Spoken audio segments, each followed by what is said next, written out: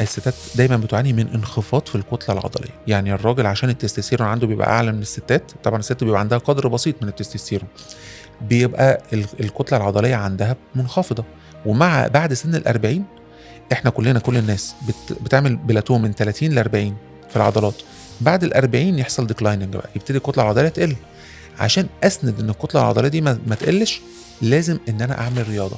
دي أول خطوة لازم تفكّري فيها لو قررتِ إن أنتِ تعملي نظام غذائي بعد سن ال40. الرياضة أصبحت واجب ولم تصبح اختيار، كل يوم ومش شرط إن أنا أروح gym على عكس ما الناس متخيلة.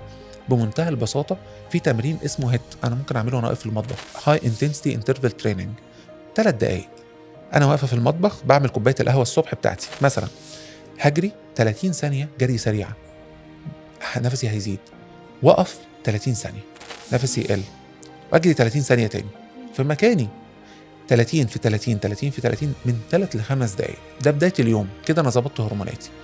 باصلّي، بعد كل صلاة من 15 ل30 ثانية بلانك، هافرد جسمي وارفع جسمي كله بدراعاتي بتمرين البلانك. لو أنا عملت الاتنين دول أنا كده ضمنت إن أنا الكتلة العضلية عندي زي الفل، خلاص.